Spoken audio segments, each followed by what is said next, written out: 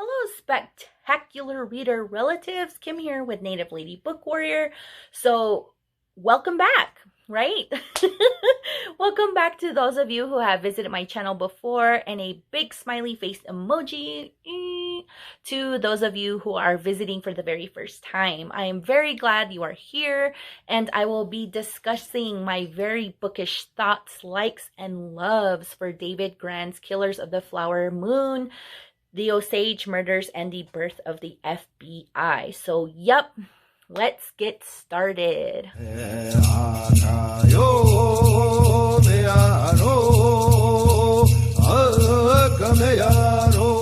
Hello everyone, so Vitsuave, Visogi, welcome. Sit down, have a seat, get comfy, get a snack or a drink, and get very, very comfortable in your favorite booktube viewing spot.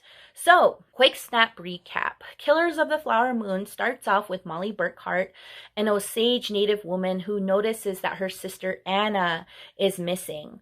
Molly is very much concerned at her sister's disappearance because during that time, there was a huge spike or increase in the deaths of Osage people in Osage County.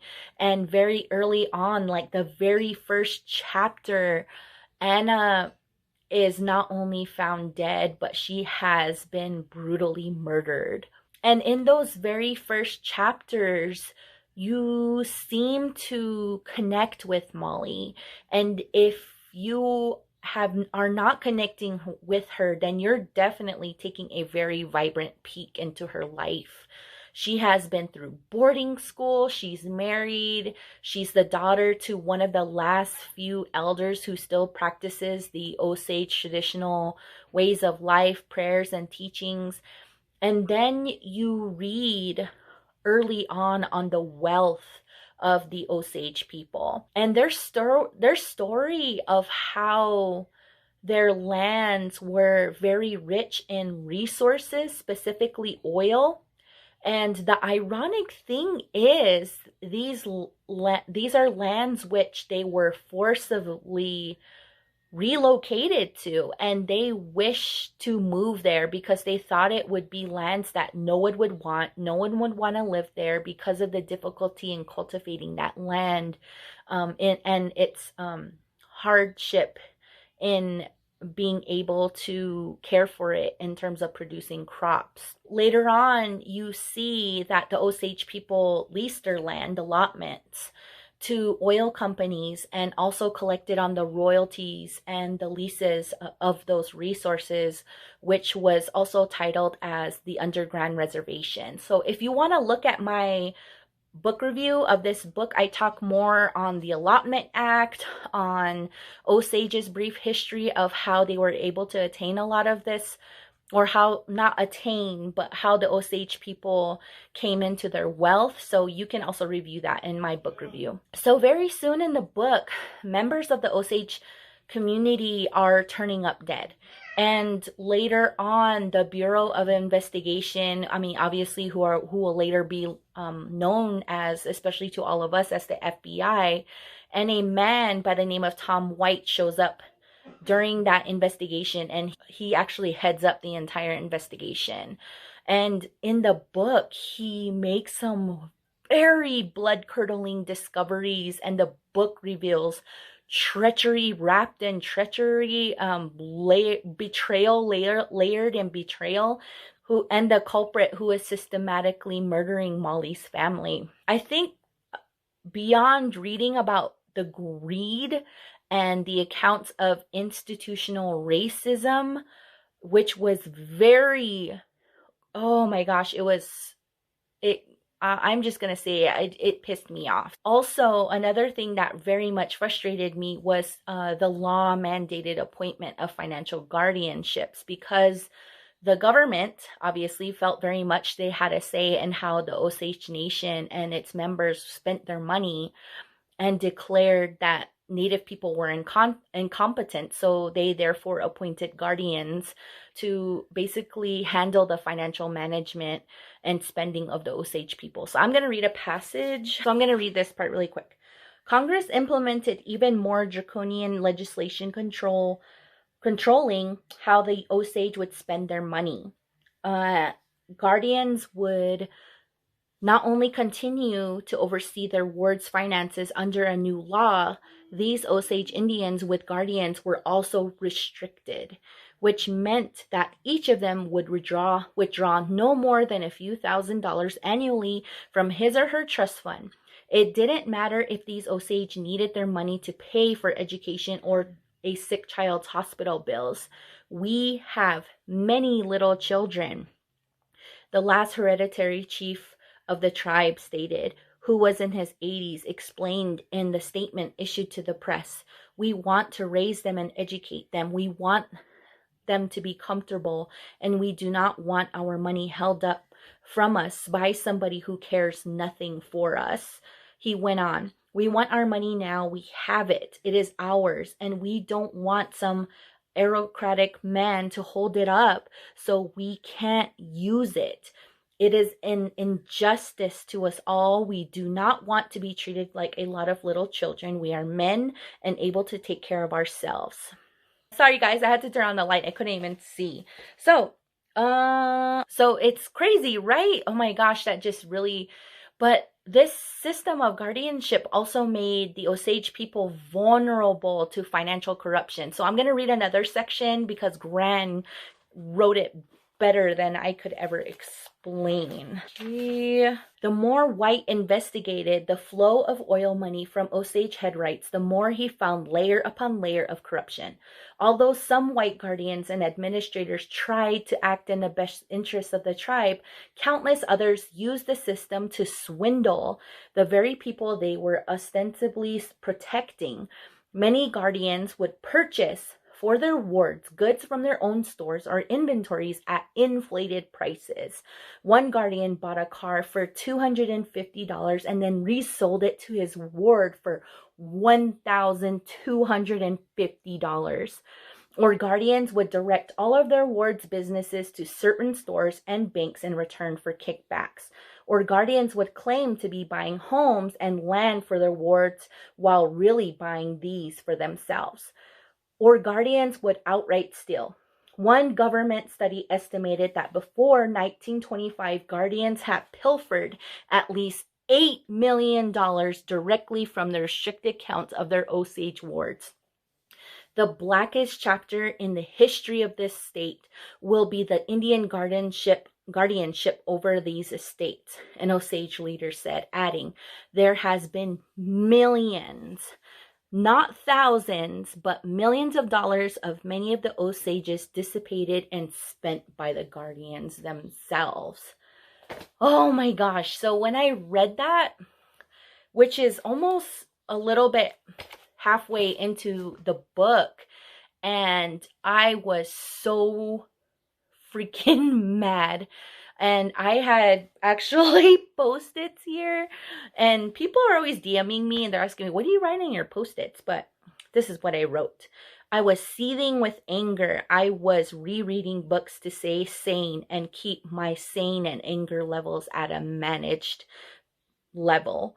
Like I said before, this theft was systemic because of the belief of Native people could not handle their own funds. Yep. So that is on a post-it that I have inside my book. And then when you start to read more into this book, you find who is behind all of these deaths and the corruption, and it was William Hale.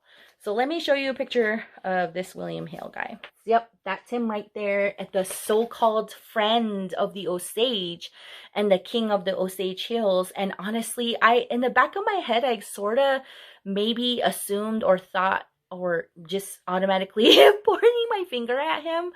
But I was thinking maybe not, because he talks about all of this good that he's done for the Osage people, and he was a friend and he advocated on their behalf sometimes. But I was thinking maybe not. And then you uncover that his nephew, which is Molly's husband, is also behind these murders. And it was just all about greed. It was about greed, power, and money.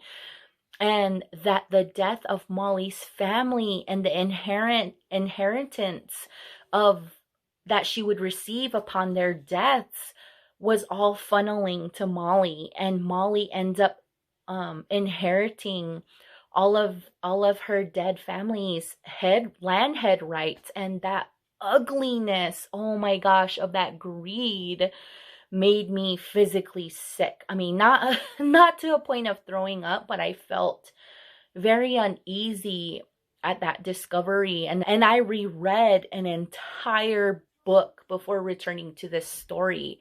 I believe I was experiencing historical trauma, and it took time for me. I had to take time for myself before returning back to this book. So the second thing that really, really struck me, or if probably third in this book, is seeing how broken the American criminal justice system is, or was and is.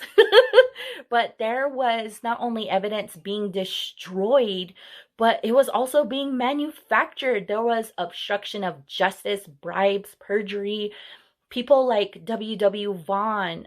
So W.W. Vaughn, hold on, let me see if I can find this picture. Okay, so this is W.W. Vaughn. And he was one of the people who was advocating on behalf of the Osage people, and he wanted to help them.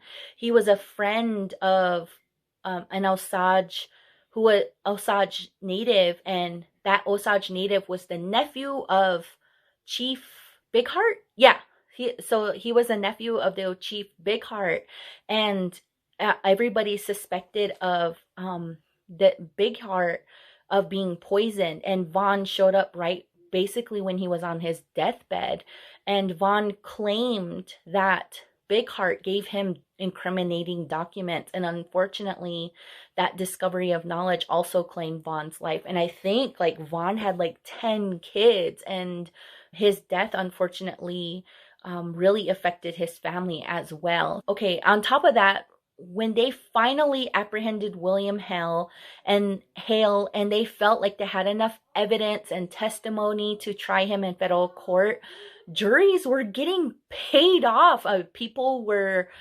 committing also financial theft and bribery at that time, like left and right. It seemed like there was no end to the crooked dealings and the crooked people in this story. And one of the things that just sickened me too was the apparent privilege that William Hill had, and that he overtly demonstrated. And he didn't, in my opinion, he didn't care for the loss of lives in this book. And I truly feel he didn't feel sorry or apologize for what he'd done. The conclusion of this book left me seriously shook, people. Grann dug more and more, and then you begin to realize, in reading all the way up until the end of this book, that the murders that were directed by William Hale wasn't an isolated incident, that there were so many other murders, and all for the money and for the greed of inheriting those land head rights and collecting life insurance policy payouts, falsified debt repayments, and the list goes on, people. So overall, I enjoyed this book. It may not sound like it, but I enjoyed this book.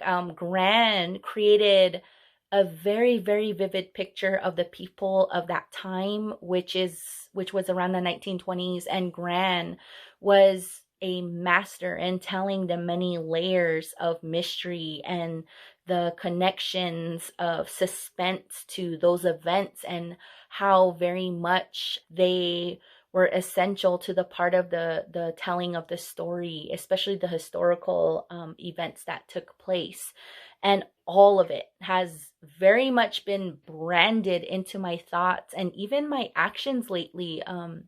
This book was good, and Grann was able to bring life to the characters that are now gone. But in reading these pages, it changed me. And knowing that these events took place in our history and in and in this country. And at times I felt powerless. I don't know why. I just did. And maybe that feeling will change or hopefully transition into something else. But in the end, I'm happy I read this book, and I encourage you all to take this journey as well. But I also very much encourage you all to take care of yourselves while reading this book. So I'm gonna read a quote, which was probably my favorite quote out of this whole book, because my mouth just dropped open after reading it. And it says, an Osage speaking to a reporter about the Guardian stated, "Your money draws them, and you're absolutely helpless. They have all the law and the machinery on their side. Tell everybody when you write your story that they're scalping our souls out here." And that part of the book, wow, there was many times where I had to take breaks during reading this book, like I stated before, but that line somehow struck a chord in me, and it was very powerful to read. And that was like the conclusion of one chapter in this book. I am now done with this book discussion, and I very much would like to hear your comments and your thoughts if you have read this book and your reactions to it. So Kim here with Native Lady Bookware. I hope you guys are all doing very, very well. I hope you guys are safe, and I hope you guys are reading, right? So read, fierce people, and I shall see you next time. So bye.